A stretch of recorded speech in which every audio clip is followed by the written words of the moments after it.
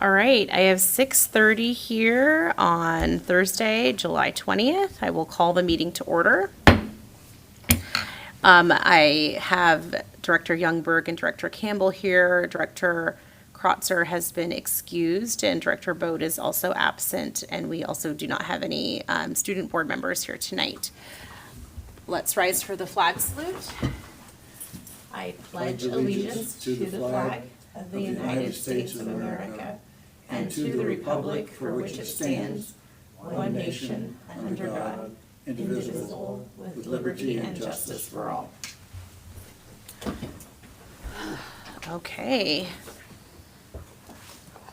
We have the agenda before us, and we've all had a chance to take a look at it. Do I hear a motion to approve or amend this particular agenda? I'll make a motion to approve the agenda for the meeting tonight. Is there any discussion? All right, hearing none, I will call for the vote. All in favor? Aye. None opposed, motion passes. Do we have any public comments?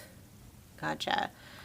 Okay, we are at our consent agenda where we deal with matters efficiently that have been delegated to the superintendent but do need to be approved by the board.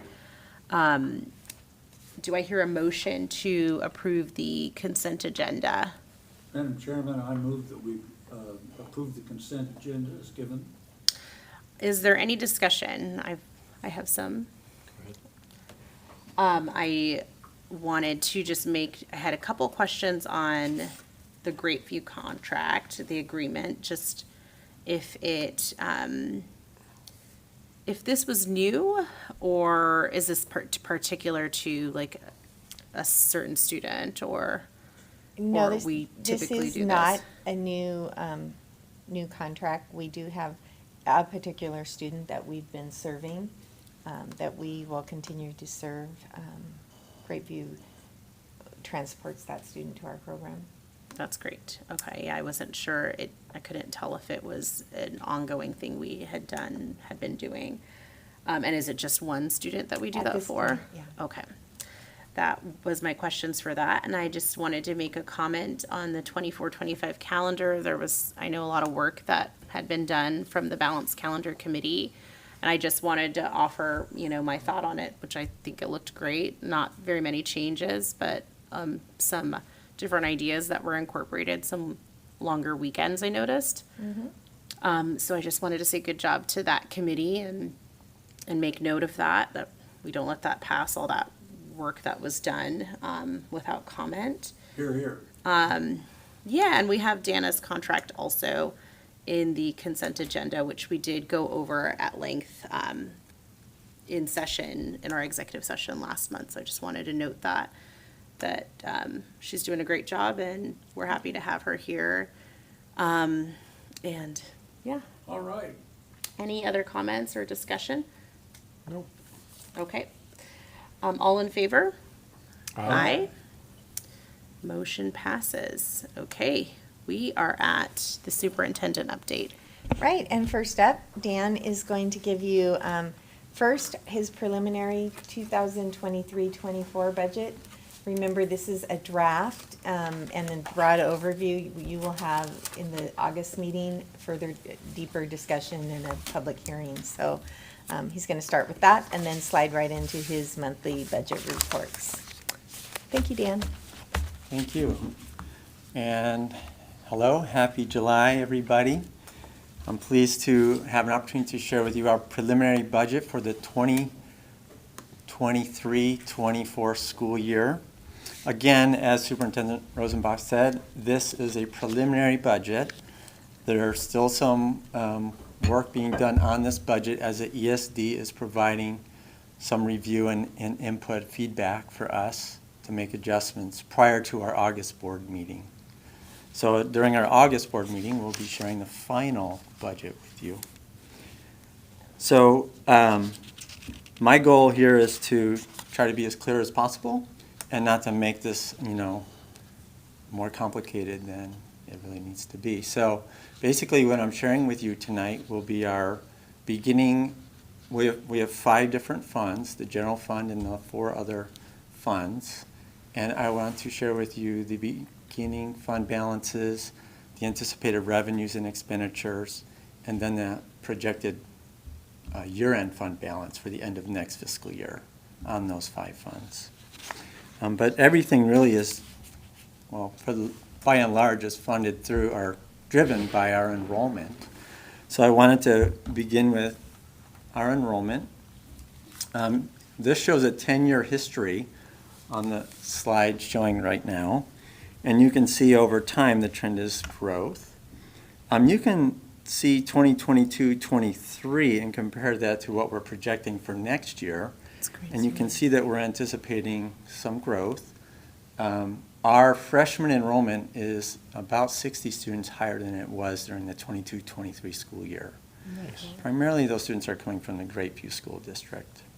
So that's where we're showing our enrollment to be 62 students above last year. All right. Mhm. So we're excited about that, and we look forward to welcoming students from our community to North Mason School District. So our general fund, that is our largest fund, and that's the fund really that is our main fund for our revenues and expenditures. The beginning fund balance we're anticipating to be at $3,912,410.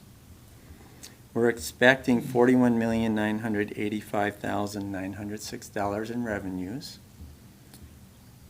Our anticipated expenditures amount to $41,966,005. We are needing to transfer out money from the general fund to our debt service fund in order to make that December 1st bond payment.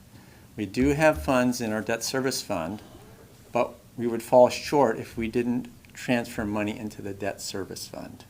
We do collect taxes later in the year that kind of adds more into that debt service fund, but at that point in time, we'll need that $400 added to the debt service fund in order to make that bond payment. That bond payment is a principal and interest payment. We pay it on November, the last day of November, and there's another bond payment in June. We pay it the last day of May. That one is just interest on our bonds. It's a much smaller payment. So in order to be in the right place with enough balance for that November bond payment, we make that transfer. So we're anticipating our ending fund balance in our general fund to be $3,532,311. That's about $300,000 more that we had budgeted for our fund balance for this current fiscal year. Moving on to our capital projects fund. On the capital projects fund, we generate interest, revenue from interest and impact fees. Currently, those would be our sources of revenue. We use that fund for emergent repairs, summer projects, things that are kind of big ticket items that we don't want to use our general fund resources to cover. Our beginning fund balance is anticipated to be at $129,453. We're anticipating to also receive $145,000 in revenues. Our expenditures, we're budgeting $100,000 for expenditures for next fiscal year, and we anticipate a fund balance of $174,453. Let's move on to our debt service fund. So the sources of revenue for this fund include our levy, local property tax, which we collected the levy, timber excise tax, and fund transfers, for example, from the general fund. And our expenditures really are focused on the principal and interest on our bond, our voted and non-voted debt. We're anticipating our beginning fund balance to be $1,747,577. We're anticipating $3,181,046 in revenues across the fiscal year. Our expenditures on the voted and non-voted debt, and this is to the dollar, $3,104,938. And we're anticipating a fund balance of $1,823,665. Okay, next is our transportation vehicle fund. So we receive revenue from the state for school bus depreciation and bus surplus. When we have a bus that it reaches end of life and we surplus it, we do receive some cash revenue. It's not a lot, but we do receive some cash revenue for surplusing buses. We sell them to an auction house, and that's a little bit of funds that are added to the transportation vehicle fund as well. The expenditures are towards new buses and also big-ticket maintenance items on buses. What was that last bit, Dan? We use this fund to purchase new buses Mhm. and pupil transportation vehicles and for bus maintenance. Oh, yeah. So it's dedicated towards our vehicles. What was the state depreciation revenue? What is that? So when we buy a new bus, there's a depreciation schedule. And as that bus depreciates, and all of our buses are on a schedule, we receive dollars to make up for that depreciation for the Oh, value of interesting. that bus, Okay. so that we can purchase new buses at the end of their life. Oh, the state provides that. Replaces, yes. That's It's there to interesting. Okay. replace our buses as they age out. So our beginning fund balance, we project it to be $332,500. It's not there right now, but we will be receiving some transportation vehicle funds in August, before the beginning of the fiscal year. So when I do my budget status report after this, you'll see that the fund balance isn't at that point right now. It's much lower. Revenues and other financing the revenues, we anticipate $164,500. We're budgeting $100,000 towards expenditures, and our anticipated fund balance is $397,000. And let's move on to our ASB fund. Revenues for this fund include clubs, club fees, athletics, ticket sales, things like that, fundraisers. We use these funds for cultural events, athletic events, recreational events, and social events. The beginning fund balance is $449,315. We're anticipating $338,245 in revenues. We're projecting $378,550 in expenditures to leave a fund balance of $409,010. Does the money from the store, that team store, the Bulldog store, that goes to ASB, right? Yes. Well, The- the store, The store DECA is store, the money ASB. goes to the DECA account in Yes. ASB as a fundraiser. Yes. Which But- store is that? The one where they sell things at lunchtime and. Oh, okay. Memorabilia. Oh, that, I mean the website, the one Oh, where you no. can buy like clothing and stuff? That goes to athletics. Yeah. Athletics directly, okay. And when you get spirit gear, athletic gear, bulldog gear. And then within ASB, each club has its own budget. So those funds can't be used for another club or another school's ASB. So if when they're paying the fee to do a sport, that's going to that sport, is that correct? Yeah, so let's say they're paying a fee for basketball. Right. Then it goes into the basketball Okay. budget. Gotcha. There's also a general athletics budget as well.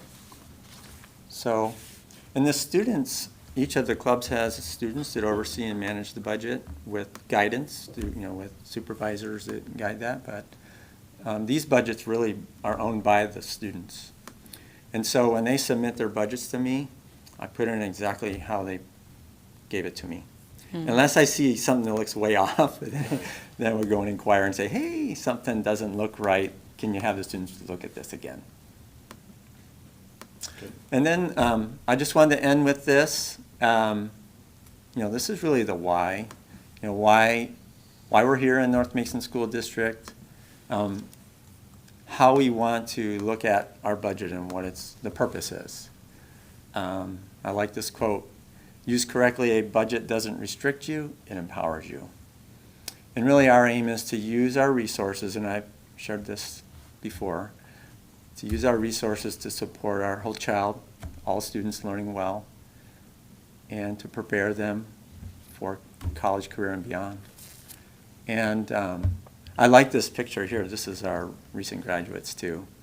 Really, that's what it's all about. I mean, we really love and appreciate our students from preschool on up, but this is our end goal, that when they leave North Mason High School or James Taylor High School or HomeLink, that they are prepared and ready for their future and to be productive citizens in our society. So our focus is to use our budget strategically and wisely to help improve the educational experience of our students every day, so that when that point in time comes, which it does for all of our students, that they're ready to go. So I just wanted to end with that because I like to keep in perspective the why, what this is all about. Here, here. Thank you for that. Well, Dan, I just think you did a great job presenting that. And I wanted to say that I've noticed this on our website as well. That last photo, you can't beat that. I mean, that's professional quality and high in the profession. It makes me proud of our operation when that's shown, and that's part of the face of our school. Absolutely. Hear, hear. So we're ready to move on to our monthly budget status report.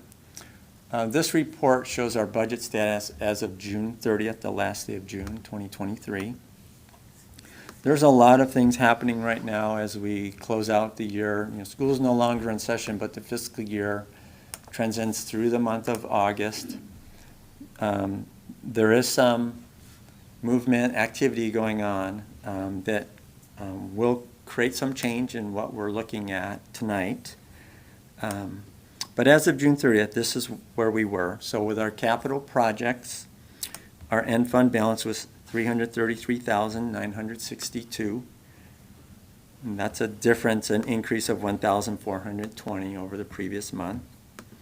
Our debt service fund end balance was $1,740,557. You'll notice there's a significant difference there. It's less than the previous month by $451,929. And that's because we made an interest payment on our bonds at the end of May, the last day of May. Our ASB fund balance at the end of June was $445,315. It's a difference of $28,662 less than the previous month. And then for the transportation vehicle fund, you can see a lot of change there because we purchased 4 buses earlier in the year. So we're ending the year at $28,976. And as I mentioned, we're going to start the year with a larger fund balance in this fund because we'll be receiving some revenue in August with our August apportionment. The next page on this has our enrollment. Our enrollment hasn't, there's no change to our enrollment since June. So there's no change here since last month, but I think it doesn't hurt to look at it. You can see how in June our enrollment was 2,237.77 students. And it's lower than other points in the year. We do, as the year ends, there's some early graduation and whatnot, some movement out, maybe not as much movement in. We had budgeted 2,260 students, and last year's budget was based on that number. And this year's number for the year ahead of us, year 23-24, is 2,322, which is 62 students higher. For the year, we averaged 2,254.42 students. And if we start in October and get an average, because we don't have that running start count in September, If we start in October and do October through June, our average was 2,262.34, which was 2 students over our budgeted enrollment. So, and I want to give kudos to Viet An Moy and the support she received from the ESD from the support help there in fiscal to really dial that in, and also using the reports and the resources that we have here in our district to anticipate what our enrollment's going to be. So they really nailed it. And it really did help us to stay on track throughout the year. So that's the end of the other fund. And now we're going to move into the general fund. Again, this is for the period ending June 30th, 2023, beginning with our revenues. And on the top in that red radial dial, it shows our total revenues year-to-date, the percentage.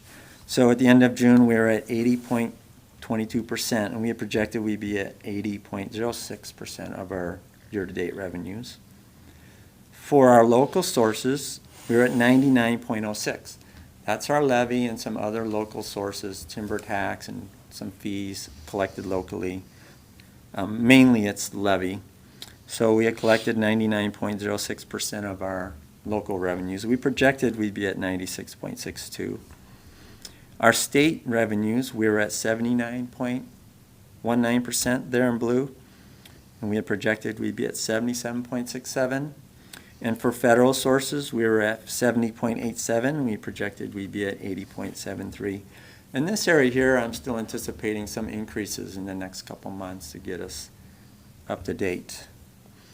Our top 10 sources of revenue include our apportionment at $17,305,000, special purpose funds from OSPI and other special purpose funds that amount to about $10 million. Our levy, the local property tax, we have collected $3.742 million through June. The total levy is $3,831,127, so you can see how close we are to that.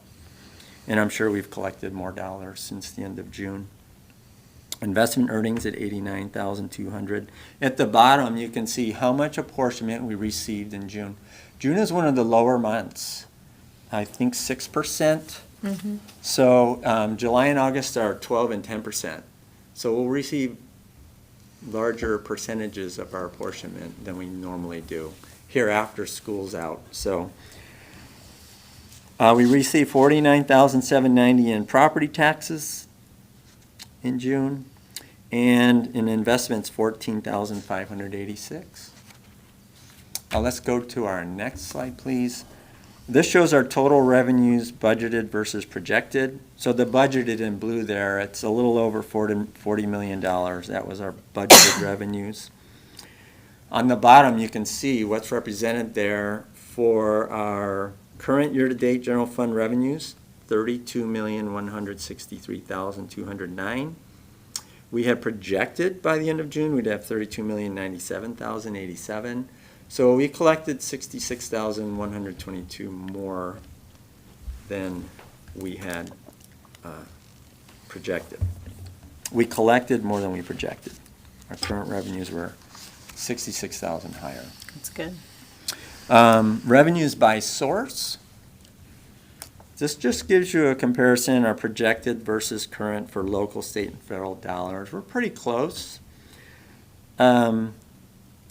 It's hard to tell what the amounts are. The local revenues are about $4 million, so pretty comparable what we projected versus our current year-to-date.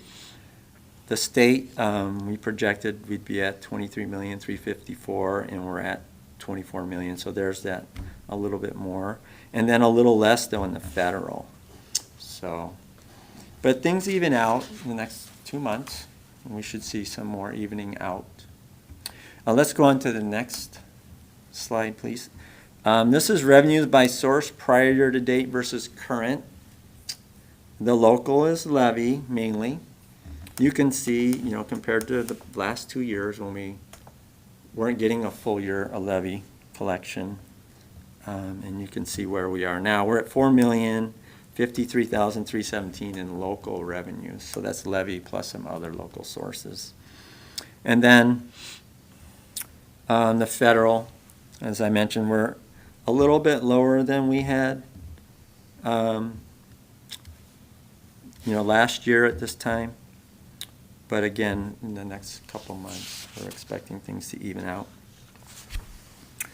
Let's go on to the next slide, and we're looking at our general fund expenditures through June. So our projected year-end fund balance on the top left, this is not our fund balance at the end of June, it's our projected year-end, so projected August, at the end of August, would be at 12.02% of our budgeted expenditures. Now, as things even out, as things, the next couple months, we're going to see this adjust a little. But that's the projection. If you remember, I shared that on September 1, when we start the new fiscal year, our anticipated beginning fund balance is $3,900,000. So, going across, total expenditures, actual year to date, we were at 80.09%. We projected we'd be at 86.01, so a little lower. Salaries and benefits, we projected 83.39%, and we were at 83.08, so pretty close. And our basic ed actual 75.12%, and our projected was 86.86. Our expenditures are really dedicated toward basic education. $14,268,761.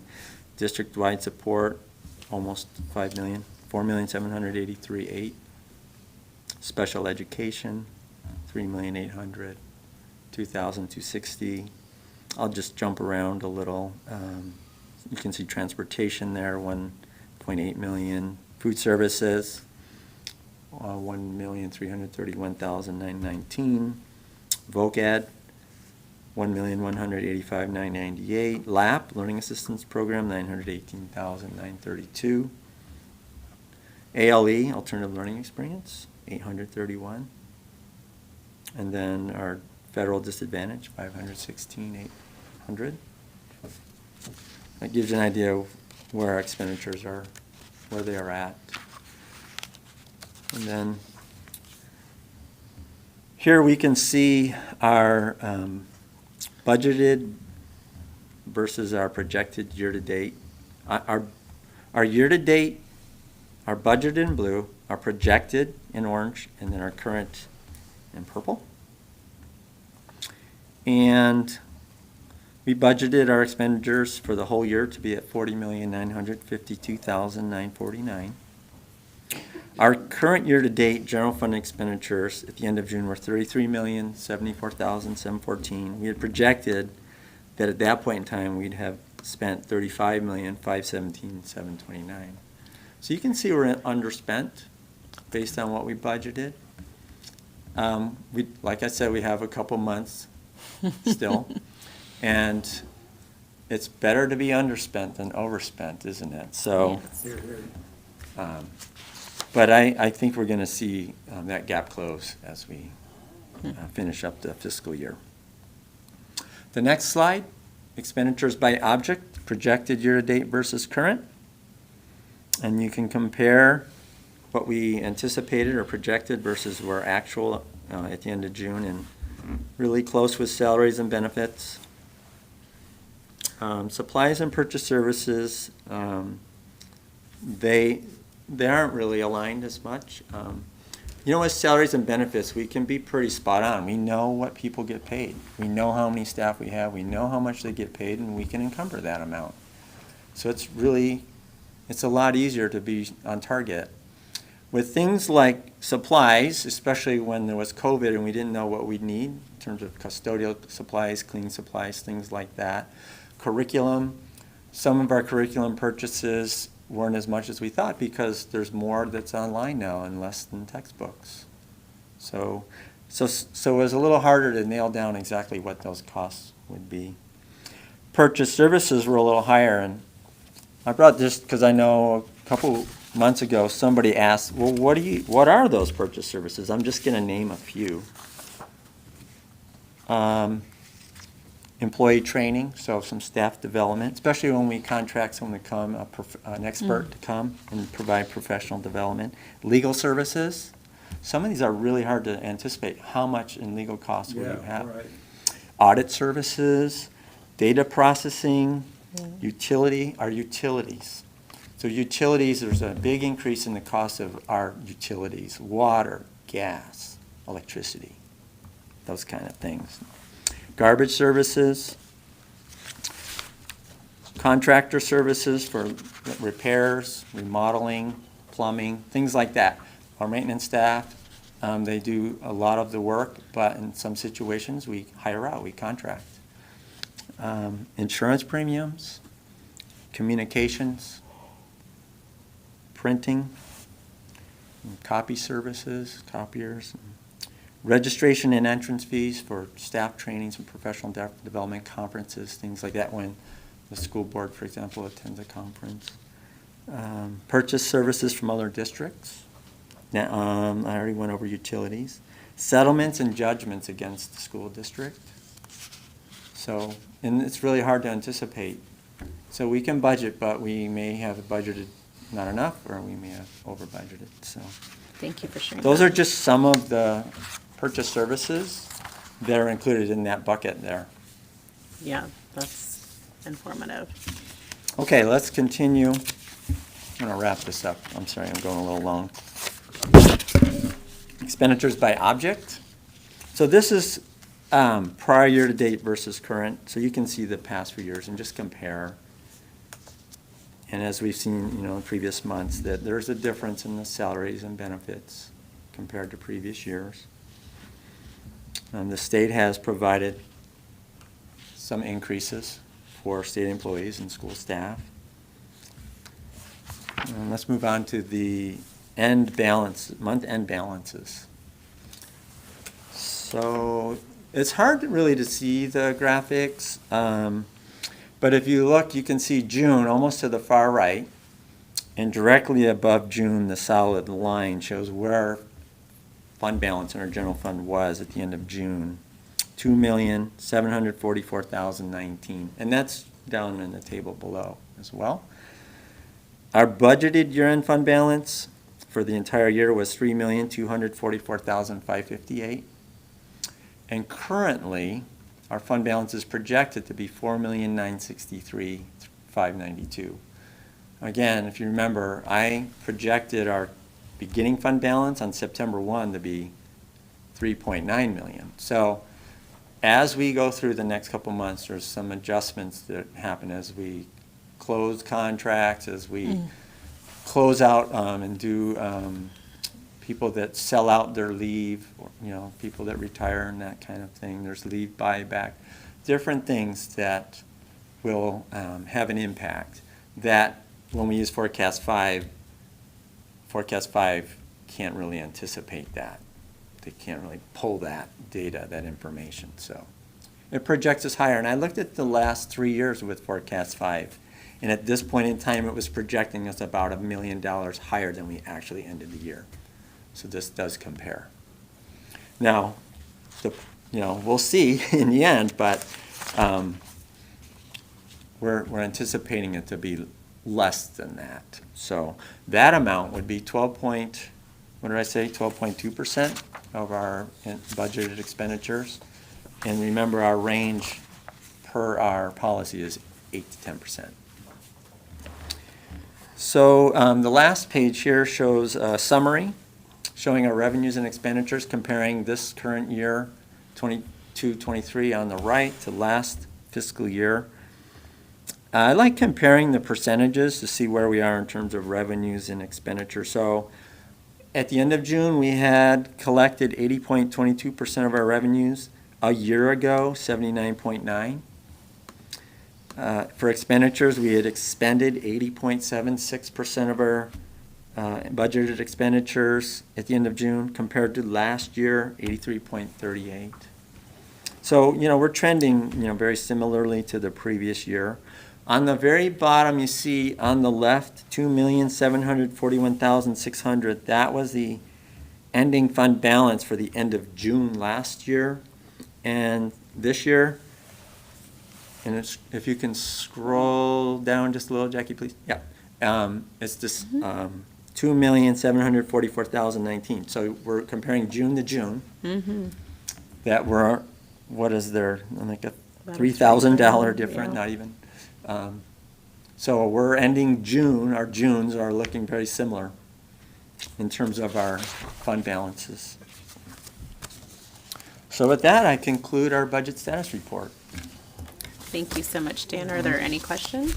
No, I'll just make a comment. It's really nice to see the projections and where we're at and see those dials lining up as we close out. That's just such a great job of predicting where we're at and how close we are with the majority of those. It's just great. Great. Thank you. I totally agree, and one thing I'd like to comment, you were very good starting. I think you've gotten even better. And one of the things that I particularly appreciate, Dan, that you do particularly well, as you go along, you often, or sometimes, give a rationale. And I think particularly when you gave that rationale in the middle part, why do we do any of this? What is a budget for? I think that's very important. I think our constituents need to be reminded that we are mindful of the public money and it is going for these kinds of things. And I think a person who is able to give a succinct rationale for what he's doing is more than an accountant. It is a statesman. So I really appreciate your effort and your addition of rationale to what you're doing. I think it aids our understanding, it aids the public's understanding. Thank you. Thank you, Dan. You're welcome. Thank you all. All right, that brings us to our teaching and learning update. It does, and there are a couple of just quick notes I want to make before I kind of address the 3 items that we included in the packet for you. First, summer school starts on Monday. Yes, I was gonna So bring we're that up. very excited for the students who are registered. Our rising 4th through 7th graders will be engaging in their developing video work, and on August 10th, on the last day, we will get to see what they create. So that's very exciting. Also, and I guess actually 2 other things. At last month's board meeting, or the special board meeting, you approved the renaming of the East Addition as the Amick Wrestling Center. The community group who is working on raising some funds to do some beautification to the center and some nice things are holding a dedication on August 19th. So when we get the details, we'll make sure you have those so that you can attend as well. And let's see, the other one that just kind of flipped in front of me. Oh, just kind of flipped in front of me. In the next day or 2, I will be signing the final paperwork on the Feller transition to the Department of Fish and Wildlife. Nice. So Did it come back with, I know there was they that one. answered my questions. Okay, they put it back do have the in. piece in that we required. Okay, and, good. Yeah, and so they will have all that ready, and I need to go down to the escrow office and sign on behalf of the district, and have moved that forward. So that's exciting for ourselves and our community. I think That's it's really big. wonderful. And thank you for your tenacity in following up on that. There's been some loose ends with it, and you've been diligent about holding them to, what our community has asked for. So thank you. You're welcome. And then there were 3 items that I included in the board report for you to take a look at. The first one is the 2023-24 version of the Minimum Basic Ed Requirements Report. And that is a report that I do in, it used to be in iGrants, which is where we ask for most of our state money now. That system actually is going away and being replaced by a different one that we're already using for federal grants. But these kinds of reports through OSPR are now coming through a different link system to a different tool. But this used to be a report that I would go in and say, yes, we have the right number of hours, we have the right number of days, and we have the right number of credits required for our seniors. And, you know, it was about a page and a half. And as you can see now, it's a little longer.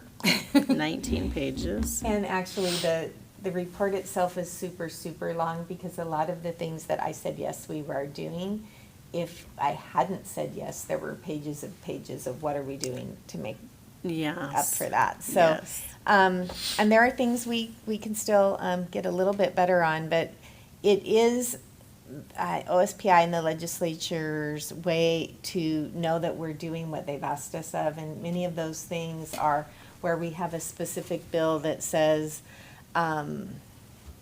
Constitution October Day. 16th is Constitution Day, and are you teaching the Constitution on that day? And so I say, yes, we will ensure that our schools teach the Constitution on that day. Although, of course, we all hope that we're talking about a lot more than one day out of this school year. And so it's all those kinds of things that, and you can read the whole report and see all of the things that we are committed to doing.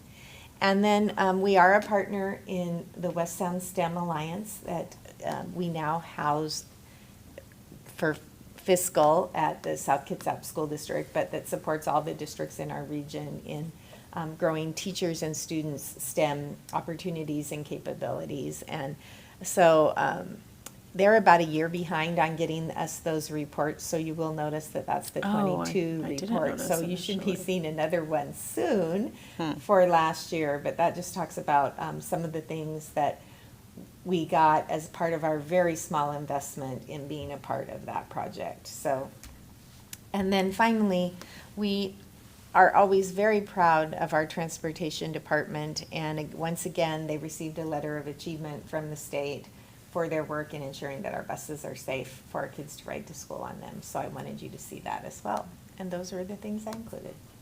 Wonderful. Yeah, thank you.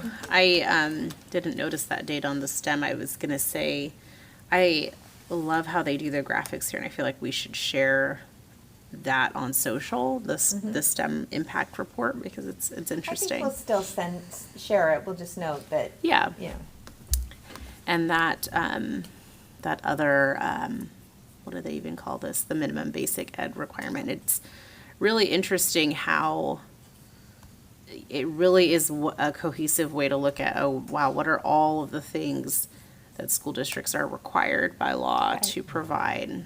and in many cases, it's a list of our unfunded mandates. Yes, Or at least exactly. some of them. It feels that way. Yeah. So thank you for sharing those. Yes. All right. Upcoming board letter columnists. This month is Leanna. Next month is Laura. I am in September, start of the school year. That's good. Eric is in October, and John is in November. How appropriate for a hallelujah chorus. board letter. There you go, your That swan will song. be your, yeah, big one. That'll be good. We are at assurance of organizational performance and policy. We're taking a look at our monitoring reports. I don't think we need to take any action on the GP policies, the governance process policies.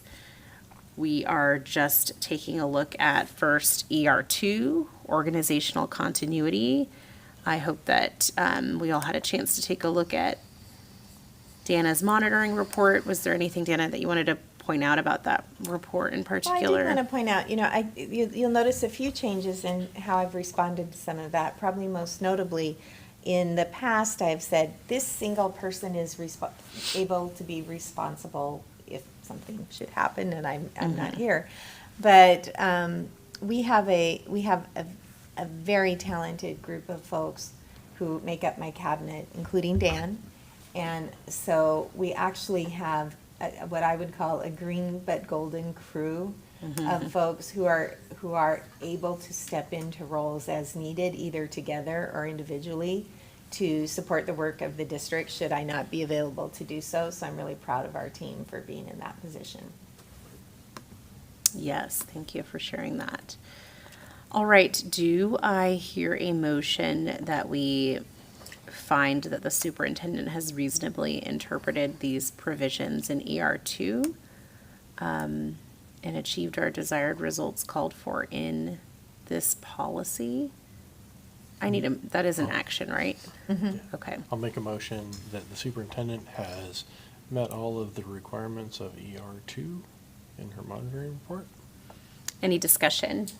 Yeah, I think this sounds like such a standard item. School board meeting, superintendent approved. This is really an important document that Dana has put together. And if we needed an advertisement for our readiness to face the future and its contingencies, and there always are, I think anyone would be reassured to see how well organized this place is for action.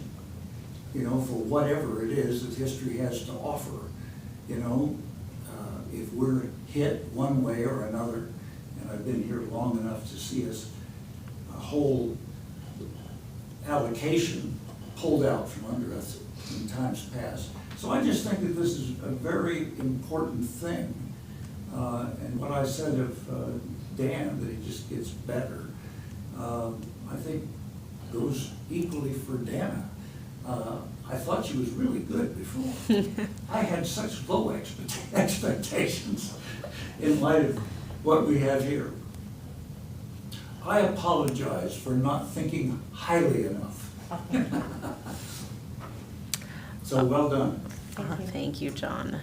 All right, all in favor signify by saying aye. Aye. Aye. All right, we are at E5, responsible citizens.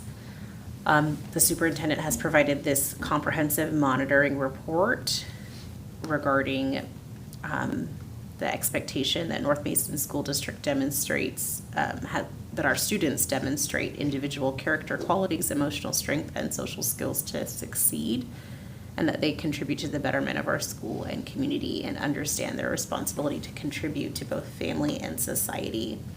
I would entertain a motion that we find that the superintendent has reasonably interpreted the provisions of E5. Madam Chairman, I move that we vote that the superintendent, we find the superintendent has reasonably interpreted our mandates for her under this. Any discussion? Yeah, I'll have a discussion here. One of the chronic points of complaint against the public schools is about, and it goes for the citizenry, so we're representative, many of the public schools are representative of larger culture. But people don't know the division of government, they don't know how long a senator serves or a representative serves the president, they don't know about the separation of powers, et cetera, go down the list and people don't know. I would love to see an article such as we have featuring our distinguished chair and what we were doing to bring in the community on that event that's reported.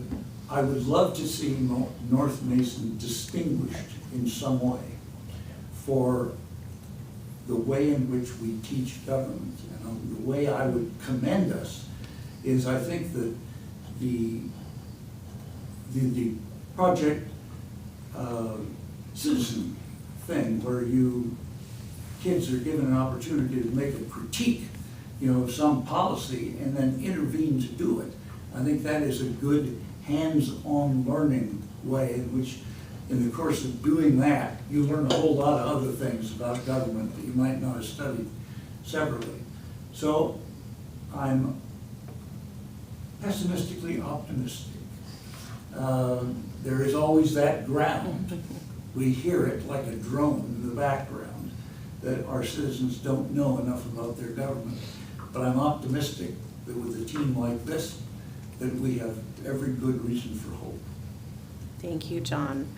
I just wanted to comment on there's a note in here about the addition of a third safety officer for next year, and so that our students have more support and help kind of build that climate and help curtail some of that bullying and other behavior concerns. I appreciated seeing that Yeah, so notated. basically, we're going to, the way that will be you will see and happen on a daily basis. One will be primarily assigned to the high school, one to the middle school, one to the two elementaries, but they all will support each other, and, you know, like, there might be extra help that goes down to Belfair for parent drop-off and pickup part of the day, and some different things, but having three people will allow us to better, More flexibility. yeah.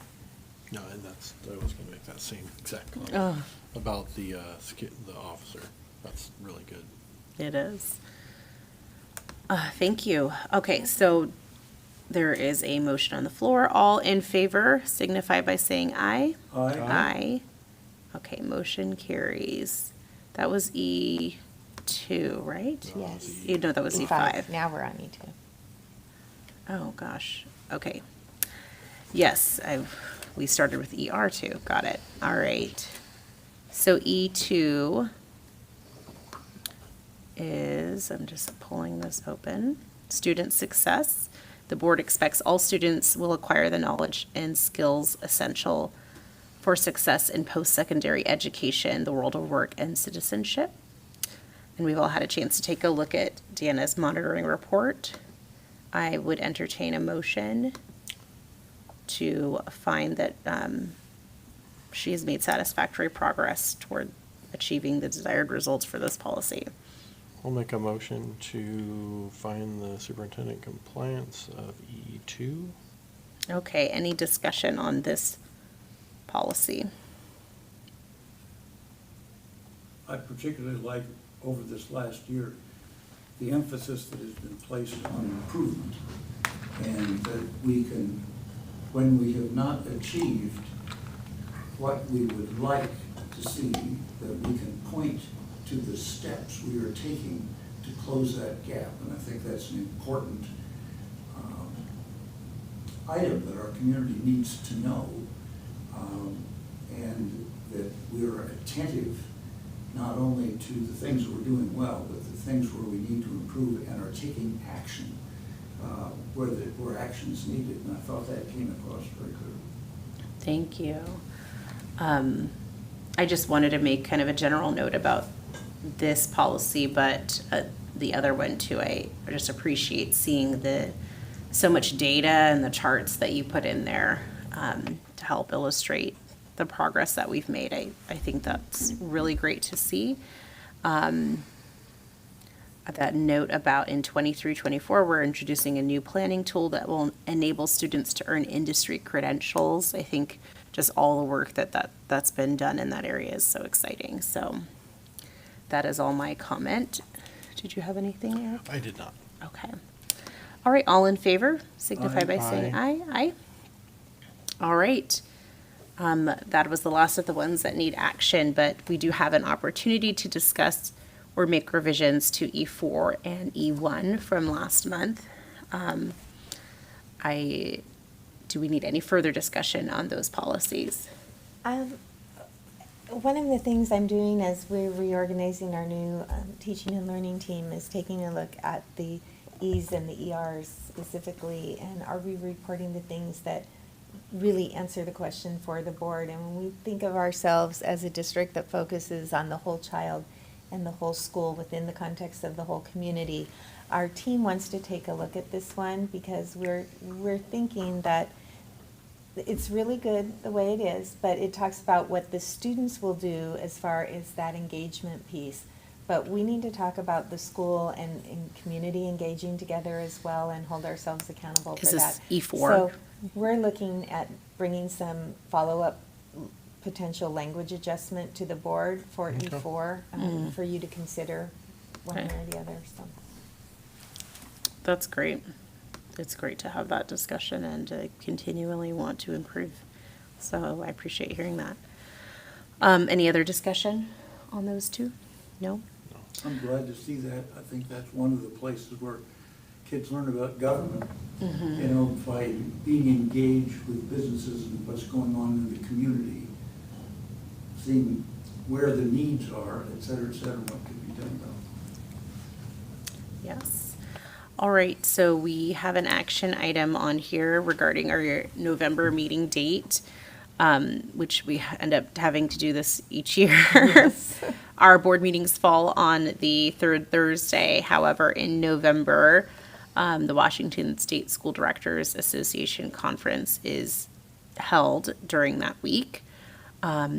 So our policy states that if a board meeting date falls on a holiday, we will move it to that Tuesday. So this is a motion to approve and adopt the November 14th Tuesday date for our November board meeting, or select another date if that doesn't work. Do Madam Chairman, I move that we make the adjustment for November, moving it to the Tuesday rather than having it on the third Thursday, for the reasons you described, having to do with the meeting for WASDA. Any discussion? All right, hearing none, all in favor? Aye. Aye? Great. We are at adjournment in good of the order. There are not as many of us, so this should not take that long. We'll start with you, Dana.